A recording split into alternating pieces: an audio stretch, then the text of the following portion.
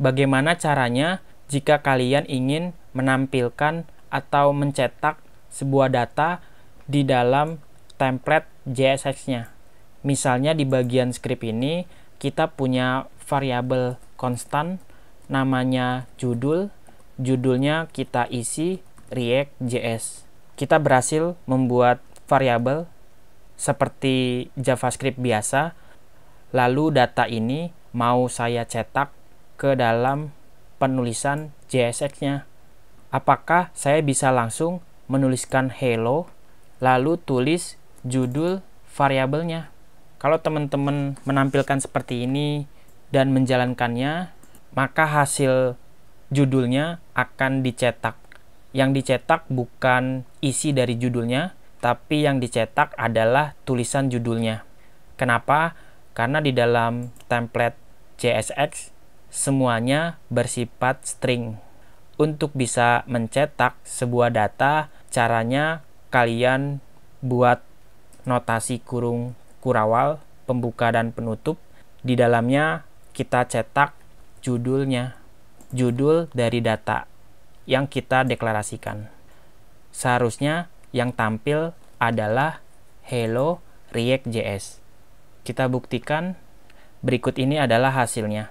Saya ubah dulu formatnya supaya tampilannya ada di sebelah kiri, konsolnya ada di sebelah kanan. Sekarang judulnya sudah berhasil dicetak sama sintak JSX-nya. Kalau kalian ingin mengubah namanya jadi JavaScript, maka perubahan tersebut akan secara otomatis dirender sesuai dengan nama atau judul yang kalian tulis. Sekarang judulnya sudah dinamis, tergantung apa yang kalian isi.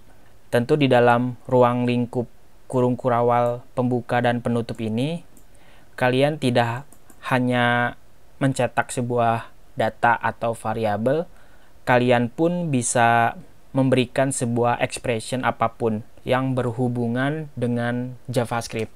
Sebelum saya cetak ke layar, saya mau gabungkan dulu judul ini dengan sebuah metode namanya toUpperCase.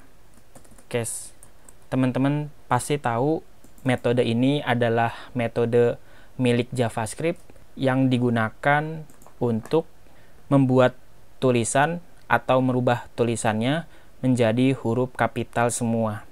Sama halnya ketika kalian punya variabel yang bentuknya angka. Kita buat lagi. Pada kasus ini saya buat variabel dengan keyword let. Kita buat variabel dengan nama angka. Lalu nama angkanya kita isi dengan bilangan 23. Kalian boleh deklarasikan variabel dengan berbagai jenis tipe data.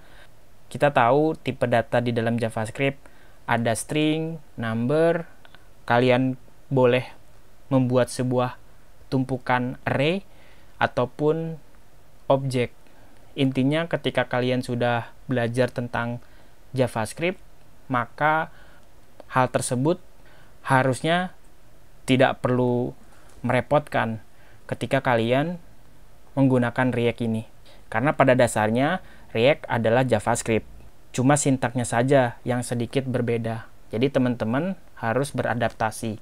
Latihan terus supaya kalian bisa memahami bagaimana React ini bekerja. Kita balik lagi ke inti dari pembahasannya.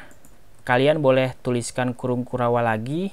Di sini kalian bisa membuat sebuah expression untuk melakukan sebuah operator.